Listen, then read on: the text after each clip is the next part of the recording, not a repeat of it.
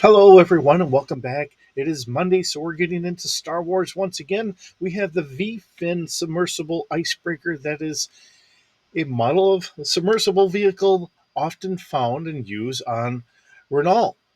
Uh, really, that's all we get here from the fandom. The good news is we have more for, from our actual book here. But getting into it, I believe this is going to be a West End Games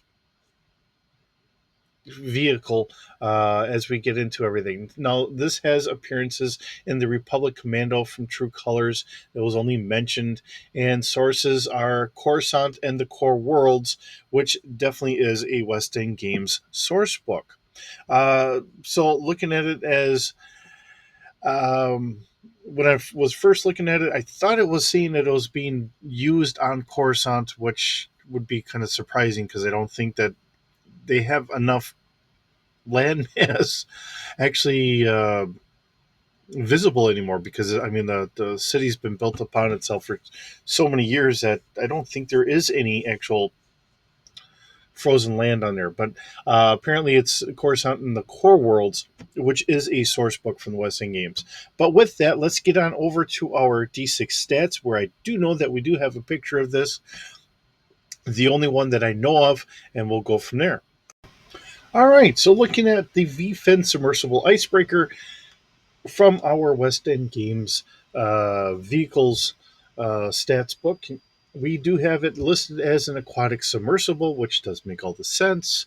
We have a speeder scale for this. It is roughly about 9.5 meters long.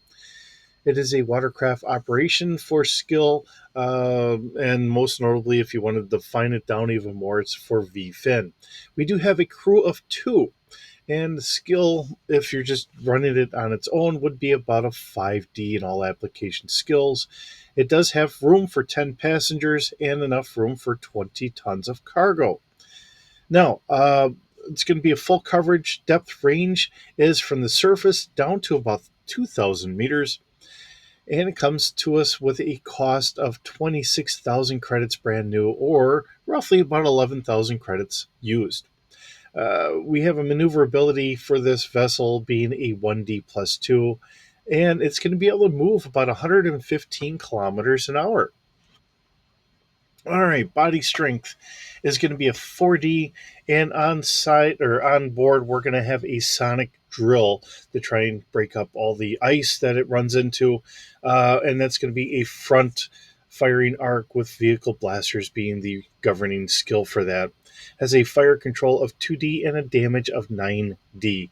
And again, this comes to us from Coruscant and the Core Worlds, most particularly page 138.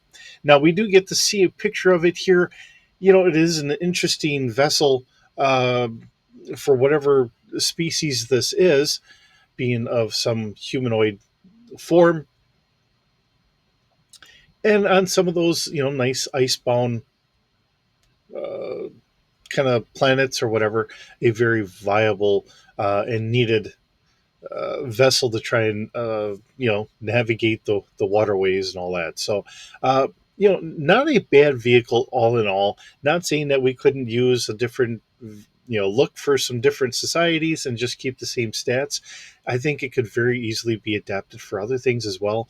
But some of the things that we don't typically get to see here in Star Wars, usually we just see them jumping in an X-wing or a YT-1300 or so on and so forth, and going from planet to planet. And we don't think about the average everyday people that are just trying to eke out a living just on a planet itself. And you know, uh, once you start thinking that you can just hop in a starship, do you really need ice vehicles or water vehicles or whatever? But the real answer is yes. Not everyone in the galaxy is flying around some sort of starship and that. And there's plenty of people that are just barely eking out a living uh, just on a singular planet for their entire lives. So it's always fun getting into these. I know I don't get the most amount of viewerships from these, but it is fun to get these out there. All the stuff that's all in the background that we don't typically get to see. So, with that being said, thank you so very much for joining me today. It's always wonderful having you here. I hope you're doing well, and I will see you in the next video.